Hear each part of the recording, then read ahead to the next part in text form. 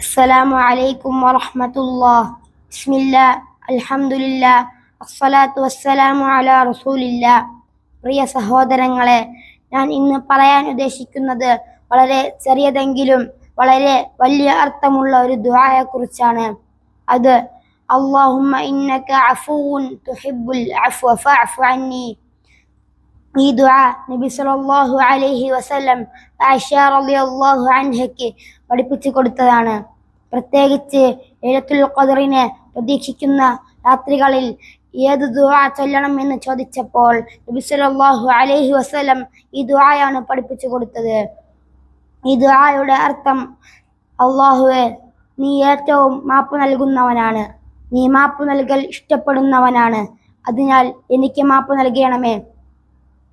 ഇവിടെ അഫൂൻ എന്ന വാക്കിന് വലിയ അർത്ഥമുണ്ട്.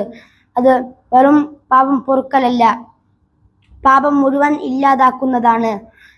ഒരാൾ പാപം ചെയ്തിട്ടില്ലാത്ത പോലെ ആക്കി മാറ്റുക എന്നതാണ്. അതുകൊണ്ട് നമ്മൾ എത്ര പാപം ചെയ്തിട്ടുണ്ടെങ്കിലും നിരാശപ്പെടേണ്ടതില്ല. അള്ളാഹു മാപ്പ് നൽകാൻ ഇഷ്ടപ്പെടുന്നവനാണ്. നാം സത്യസന്ധമായി അവനോട് ചോദിച്ചാൽ അവൻ മാപ്പ് നൽകും. പ്രത്യേകിച്ച് റമദാനിന്റെ അവസാന 10 രാവുകളിൽ ഈ ദുആ കൂടുതലായി ചൊല്ലണം. അള്ളാഹു നമ്മുടെ പാപങ്ങൾ പുറത്തു നൽകുമാറാകട്ടെ. വആഖിറു ദഅവാന അനിൽ ഹംദുലില്ലാഹി റബ്ബിൽ ആലമീൻ. അസ്സലാമു അലൈക്കും വറഹ്മത്തുള്ളാഹി.